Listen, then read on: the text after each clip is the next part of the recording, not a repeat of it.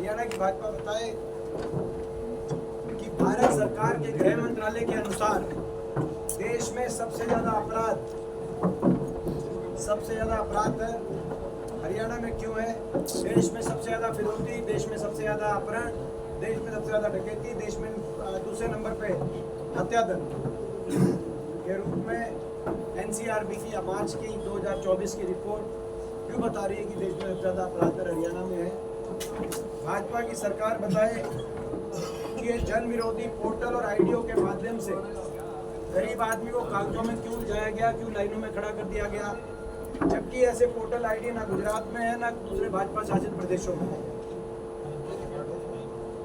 भाजपा की हरियाणा की सरकार बताए कि देश में सबसे ज़्यादा महंगाई यानी कि वेट जो हमारे समय 8.9% था वो 17.1% कर दिया गया। सबसे महंगा डीजल, पेट्रोल, रसोई गैस का सिलेंडर हरियाणा में क्यों है। सबसे ज़्यादा वेट और सबसे ज़्यादा महंगाई, सबसे महंगी बिजली, सबसे ज़्यादा महंगाई हरियाणा में क्यों है। भाजपा की सरकार बताए कि भाजपा का काल क्यों बना, किसान का काला काल। आपने देखा आज ना तो नहरी पानी है ना एमएसपी है। किसान ने जब संघर्ष किया आंदोलन तो 750 किसानों की जान भी इस सरकार ने जानों की कुर्बानी हुई, लेकिन सहानुभूति सरकार की तरफ से ना बताए। भाजपा की हरियाणा सरकार बताए कि क्यों ऐसे समाज और बैकवर्ड समाज के अधिकारों को छीनने का काम इस सरकार ने किया। चाहे सारी ऐसी समाज और बैकवर्ड समाज को मिलने वाले संविधान के अंदर, बाबा साहब के संविधान के अनुसार जो अधिकार थे, जैसे पक्की सरकारी नौकरी और उसके अंदर आरक्षण के प्रावधान, आपने देखा होगा कि हरियाणा में पक्की नौकरियां समाप्त कर दी गई, केवल कच्ची। हरियाणा कच्ची नौकरियों का प्रदेश बन गया, केवल कच्ची नौकरियां लगाई जा रही हैं। या तो 2 लाख पद समाप्त कर दिया, कच्ची नौकरी बिना रिजर्वेशन, बिना पेंशन, बिना मेरिट के लगाई जा रही है। 5 साल में मात्र 10,000 पक्की नौकरी हरियाणा में मिली, जिसमें भी बाहर के बच्चे, हरियाणा से बाहर के नौजवान ज़्यादा भर्ती हो गए। बाकी तो नौकरियां जो निकली वो भर्ती घोटालों, पेपर लीक घोटालों और सीटी के में उलझ के रह गई। हरियाणा के युवाओं का शोषण किया जा रहा है। और आपने ये भी देखा होगा, गरीब की सारी योजनाओं को बंद करने का काम इस सरकार में हुआ। चाहे 100 गज के प्लॉट की योजना थी, जिसमें एससी और बीसीए समाज और बीपीएल के छत्तीस बिरादरी के पात्र परिवारों को लाभ कांग्रेस ने देने का काम किया था। ऐसी सारी योजनाओं को बंद करके एससी और बैकवर्ड क्लास और गरीब आदमी के अधिकारों को वंचित करने का काम सरकार ने क्यों किया। भाजपा सरकार ये बताए और ये भी बताए कि खेलों में नंबर 1 हरियाणा अब पंजाब से आगे निकलता हुआ नशे में नंबर 1 हरियाणा कैसे हो गया। पंजाब से ज़्यादा हरियाणा में आ रही है, पंजाब से भी आगे निकल गया हरियाणा। ये भाजपा सरकार को ये बताना चाहिए प्रदेश के लोगों को। और ये भी बताए कि हर वर्ग को सड़क पे क्यों आना पड़ा। 500 स्कूलों में धरने हुए, देश में इतिहास बना, क्योंकि 5000 स्कूल मर्ज या बंद हो गए थे, तो 500 स्कूलों के आगे छोटे छोटे बच्चों ने धरने देने पड़े। हमारी बेटियों को जंतर मंतर पे जाके अपने न्याय के लिए धरने देने पड़े। हमारे किसानों को एमएसपी के लिए धरने देने पड़े। कर्मचारियों को ओल्ड पेंशन स्कीम के लिए धरने देने पड़े। आड़तियों को धरना देना पड़ा, शिक्षकों को धरना देना पड़ा, आशा वर्कर, आंगनवाड़ी को, सरपंच और पंचायती राज के प्रतिनिधियों को धरने देने पड़े। और सभी धरनों का जवाब लाठीचार्ज से दिया गया। तो ऐसी अनसुनी हर वर्ग की क्यों। और विकास की पटरी से तो उतर ही गया हरियाणा, वो आपके सामने है। तो ये हमारे 15 सवाल हैं और इन 15 सवालों को लेके हमारा अभियान है। हरियाणा मांगे हिसाब, आज जींद भी मांगे हिसाब। जींद का जब उपचुनाव हुआ था, आज से लगभग 5.5 साल पहले, क्योंकि जनवरी में हुआ था, जनवरी फरवरी सर्दी का टाइम था, तो 5.5 साल से, तो 5.5 साल पहले बहुत बड़े बड़े सबक दिखाए गए थे। तो 10 साल में कहीं कुछ नहीं हुआ, लेकिन जींद में बहुत बड़े सबक दिखाए गए थे सरकार द्वारा। आज क्या हुआ जींद में वो आपके सामने है। हर तरीके से दुर्दशा आप देख सकते हैं। जींद के अंदर आप अस्पताल से शुरू करें, जो 200 बेड का अपग्रेड करके हमारी सरकार में हुआ था, वहाँ आधे से ज़्यादा डॉक्टरों के पद रिक्त हैं। आप यूनिवर्सिटी देखिए जो हमारी सरकार के समय बनी थी जींद में, यूनिवर्सिटी के अंदर ज़्यादातर पद रिक्त हैं। आप जींद की सड़कों के हालात देखिए, वाटर सप्लाई का हालात देखिए, सफाई की परिस्थितियां देखिए, अपराध की पोजीशन देखिए, आज किस तरीके से अपराधियों के फिरौती रंगदारी के कॉल लगातार, केवल मैं जींद की बात, केवल शहर की बात ही नहीं कर रहा, आप सफीदों में देखिए, आप जुलाना में देखिए, पलायन करने में मजबूर हो रहे हैं व्यापारी। इतनी इस तरह से अपराध के साए में आज जींद चपेट में आ गया है। आप नौजवानों को देखिए किस तरीके से जींद जिले में कई गांव में नौजवान डोंकी के रास्ते बाहर मजदूरी करने की तरफ विवश हो गए हैं, अपने उधारी लेके घर बार बेचकर, कहीं नशे की चपेट में। हरियाणा में नौकरी मिलेगी इस बात को लेकर पूरी तरह निराश हो गया जींद का नौजवान। आप उस बात को देखिए, तो आज बड़े दुख की बात है, हरियाणा भी मांगे हिसाब और जींद भी मांगे हिसाब। इस अभियान को जो है आप लोग के माध्यम से हमारी बात सांसद जी, हमारे प्रश्न है, इन प्रश्नों को जरूर आप पूछें। अभी हमारे यहाँ जिप्सम की कंपनी थी, फैक्ट्री थी काफ़ी सालों से, लेकिन 5.5 साल दौरान बीच में ही वो गुजरात चली गई है, उसको प्लान नहीं बोल सकते। तो जो ये व्यवस्था बनी है भाजपा सरकार के दौरान, भविष्य में आपकी सरकार आती है तो उद्योगों के संरक्षण देखा होगा, जब पिछली हमारी सरकार थी कांग्रेस पार्टी की, तो बहुत से बड़े औद्योगिक केंद्र स्थापित किए गए थे, इंडस्ट्रियल मॉडल टाउनशिप्स, IMTs। और चाहे वो मानेसर IMT एक्सटेंशन की बात हो, चाहे वो रोहतक IMT की बात हो, चाहे वो रोज का मेल IMT की बात हो, खरगोदा IMT की बात हो, फरीदाबाद IMT की बात हो, अम्बाला में प्रस्तावित थी, वो बन नहीं पाई थी। 6 IMT स्थापित की गई थी उस समय। तो इस प्रकार से जो औद्योगिक केंद्र हैं, और जींद तो हमारे हरियाणा का बिल्कुल सेंटर, जींद हमारे हरियाणा का दिल है, तो यहाँ पर एक बड़ा औद्योगिक केंद्र जींद में स्थापित करना रहेगी। हम प्रयास करेंगे हमारे घोषणा पत्र में भी ये बात है। और ये बड़े दुख की बात है कि ये पलायन केवल यहीं से नहीं हो रहा, इंडस्ट्री का पलायन पूरे हरियाणा में, क्योंकि इंडस्ट्री के लिए एक और बात है, अमन चैन शांति। आज हरियाणा में अपराध के साए में जो प्रदेश में ये सरकार लेके आई है, वहाँ पर निवेश का वातावरण आप समझ सकते हैं कि जो परिस्थिति थी, कभी उत्तर प्रदेश के बारे में कहते थे, आज बड़ी बड़ी कंपनियां, फॉर्च्यून 500 कंपनियां गुड़गांव से ऑफिस शिफ्ट करें नोएडा, ऐसी स्थिति आ गई। MP साहब, मनोहर लाल सरकार के कई फैसले MP साहब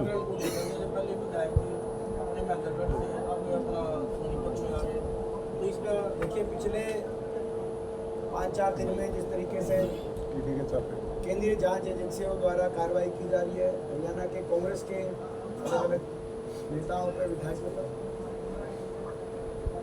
मैं ये कह सकता हूँ कि पूरे देशवासी देख रहे हैं पिछले कई वर्षों से जांच एजेंसियों का दुरुपयोग विपक्ष की आवाज़ को दबाने के लिए किया जा रहा है, विपक्ष के नेताओं को निशाने पे लेके जाने के लिए किया जा रहा है, जो कि दुर्भाग्यपूर्ण है। MP साहब, हाँ जी, अभी मनोहर लाल सरकार के कई फैसले नायब सरकार ने पलटे, जैसे सरपंचों की वित्तीय पावर बढ़ाने के मामले हों या क्रीमी लेयर की जो लिमिट बढ़ाने के, तो ये आपका दबाव है या उस सरकार के गलत फैसलों को ठीक मुख्यमंत्री कर? ये इसमें मैं जवाब देता हूँ आपको, इसमें सही क्वेश्चन नहीं, इसका जवाब देता हूँ। इसके दो पहलू हैं। पहला तो अभी जो ये फैसले सरकार कर रही है, ये फैसले लागू अगली सरकार ही करेगी, तो ये केवल घोषणा पत्र है इनका। लोगों को इनकी घोषणाओं पे विश्वास नहीं है, क्योंकि पिछली कोई घोषणा पूरी नहीं हुई। ना 9,000 बेरोजगारी भत्ता आया, ना 5100 बुढ़ापा पेंशन आई, ना हर जिले में मेडिकल कॉलेज शुरू हुआ, ना पंजाब स्केल मिला। तो इनकी पहली की घोषणा पूरी नहीं हुई, अब ये घोषणा ही मानना, क्योंकि पूरा तो अगली सरकार को करना है। मगर इन घोषणाओं में ये सरकार पूर्णतः अपनी विफलता स्वीकार कर रही है। सरकार को माफ़ी मांगनी चाहिए हर घोषणा के साथ। मैं बताता हूँ कैसे। नायब सिंह जी ने कहा कि अब हम मुख्यमंत्री निवास के दरवाजे खोलेंगे, यानी कि 10 साल तक बंद थे, अब 1 महीने के लिए क्या खोलोगे? और ये आप क्या खोलोगे? अब तो लोग ही खोलेंगे, लोग खोल के अंदर बढ़ेंगे। 10 साल तक बंद थे ये मानना। ऐसे ही लोकसभा की हार के बाद इन्होंने सोनीपत में जाके कहा कि हम 1000 परिवारों को 100 गज के प्लॉट की पे कब्जे दिलाएंगे। माफी मांगनी चाहिए एससी समाज से, बीसीए समाज से, बीपीएल परिवारों से। हमारी योजना के अनुसार 4 लाख परिवारों को प्लॉट मिले। 10 साल तक इन्होंने बंद कर दी वो स्कीम, एक भी नए परिवार को प्लॉट नहीं दिलवाया। अब जाके कह रहे हैं कि हम कब्जे दिलवाओ। ये वो 1000 परिवार होते जिनको कब्जे नहीं मिले थे, तो यानी कि उसको भी हमारी स्कीम को ठीक माना। और ये अपना खुद स्वीकार किया कि 10 साल तक एक भी परिवार को प्लॉट नहीं दिलवाया। उसके बाद आपने देखा होगा बैकवर्ड क्लास के लिए कहा कि अब क्रीमी लेयर हम 6 लाख से बढ़ाकर 8 लाख करेंगे। माफी मांगनी चाहिए कि पिछले 10 साल में आपने कितने बैकवर्ड समाज के नौजवानों के हकों से उनको वंचित रखा। अगर 8 लाख अब ठीक है, अब तो 8 लाख में नहीं भर्ती तो होगी नहीं, भर्ती तो सारी जो इनकी सरकार में होनी थी उन भर्तियों में 6 लाख रखा क्रीमी लेयर। अब 8 लाख आपने रखने का काम किया, तो कितने बैकवर्ड समाज, यानी कि कांग्रेस जो कह रही है 10 लाख करेंगे वो ठीक है, बीजेपी ने 10 साल तक अन्याय किया ओबीसी समाज के लिए, ये भी मान ली। फिर इन्होंने कहा कि अग्निवीर, कि भाई अग्निवीर नौजवानों के भविष्य की असुरक्षा को देखते हुए, यानी कि खुद मान रहे हैं कि अग्निवीर योजना हरियाणा के नौजवान के लिए सही नहीं है, उनका भविष्य असुरक्षित है। इनके जितने भी अब ये कह रहे हैं, ये जो घोषणाएं कर रहे हैं उसमें इन खुद अपनी मान रहे हैं कि 10 साल तक हमने अन्याय किया। और ये जो घोषणाएं कर रहे हैं वो तो घोषणा भी रहे। इनकी घोषणा आपको पता है, पहले मेरे को बताने की जरूरत नहीं, प्रदेश की जनता जानती है। इनकी घोषणाएं होती हैं चवन्नी की ना, इनकी घोषणाएं होती हैं 10 रुपए की और इनके काम होते हैं चवन्नी की। इनकी घोषणाएं होती है 10 रुपए की, ये प्रदेश की जनता समझती है जो मैं कह रहा हूँ। इनकी घोषणाएं होती हैं 10 रुपए की और इनका काम निकलता है चवन्नी। राज्यसभा चुनाव को लेकर नवीन जैन लगातार समर्थन मांग रहे हैं, उधर से दूसरे चौटाला कह रहे हैं कि उसके पास कैंडिडेट अभी नोटिफिकेशन आ जाए। एमपी साहब सरकार ने एमपी साहब चौधरी भूपेंद्र सिंह हुड्डा जी ने भी एक पद यात्रा निकाली थी, उसके बाद वो 10 साल सत्ता में रहे। अब दीपेंद्र हुड्डा जी भी उसी राह पर है, क्या मान के चले जनता परिवर्तन के मूड में है? देखिए, हमारा एक ही लक्ष्य है कि हरियाणा का भविष्य बचना चाहिए, हरियाणा आगे बढ़ना चाहिए और इस परिवर्तन आना चाहिए कि भाजपा सरकार हरियाणा को बहुत नुकसान कर दिया। उसी लक्ष्य को लेकर हम कदम बढ़ा रहे हैं। एमपी साहब सरकार ने 60,000 नौकरियां भर्ती करने की बात कही है। यात्रा है हो रही है एमपी साहब, तो जींद में यूपी जो आपके प्रोप्राइटर का नाम लिखने के आदेश दिए मतलब हैं, देश- यूपी में दुकानदारों के देश को ऊपर कम्युनल तरीके से देश को एक बार ये बहन जी कोई नहीं, बात इसके बाद ठीक है, ये सवाल ठीक है भाई, चलो ये तो आप इनके सवाल देख का ही दे दो आप जो आपको रहे- ये तो आप ठीक है, आप देख ही रहे हैं।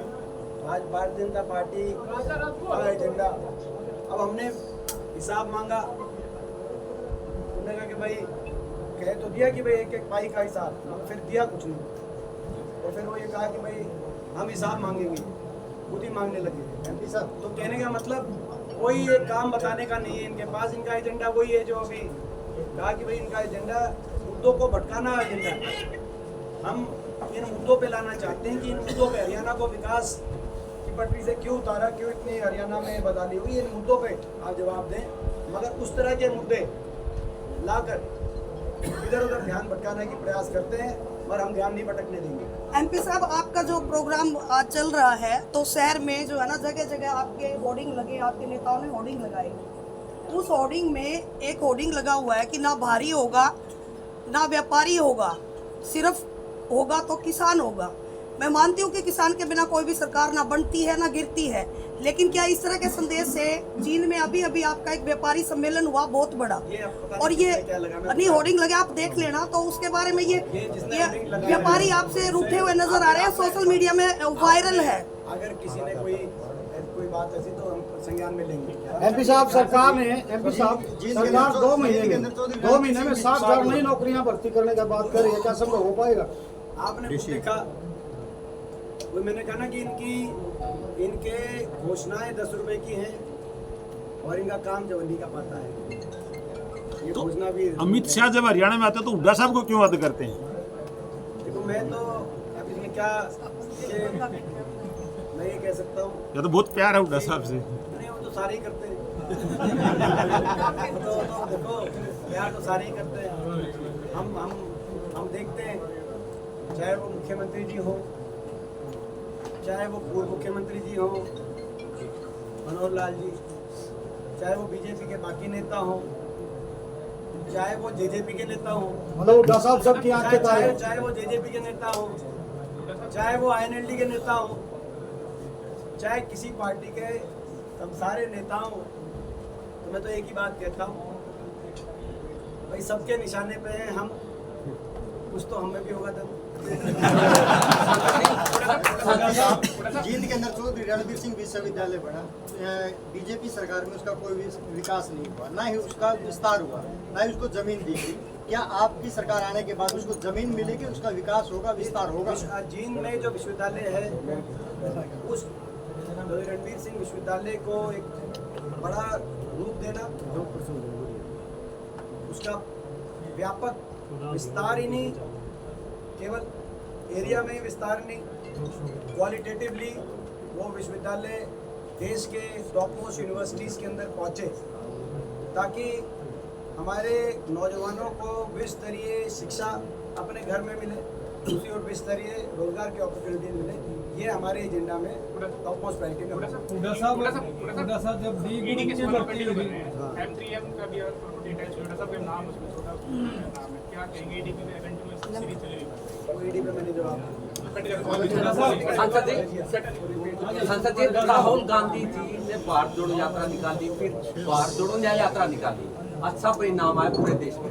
आप जो ये यात्रा निकाल रहे हैं उसका क्या परिणाम मानते हैं, कितनी सीटों पे? देखिए, हमारा ये मानना है कि हमारा अभियान है, और अभियान में बड़ा स्पष्ट है कि भाई भाजपा सरकार हिसाब दो, हरियाणा को हिसाब दो, हरियाणा मांगे हिसाब, हमारा अभियान है हरियाणा हिसाब मांगे की जो बातें, इन प्रश्नों का जवाब दे और हिसाब दे। और ये जवाब, अगर ये हिसाब नहीं देंगे, अगर ये हिसाब नहीं देंगे तो मेरा मानना है कि हरियाणा के लोग आने वाले चुनाव में इनका हिसाब चुकता करेंगे। ये अगर हिसाब नहीं देंगे तो मेरा मानना है कि लोकसभा अगला हिसाब ये होगा कि हरियाणा के लोगों ने लोकसभा चुनाव में भाजपा को किया था हार, विधानसभा चुनाव में हरियाणा के लोग कर देंगे भाजपा को साथ। Thank you.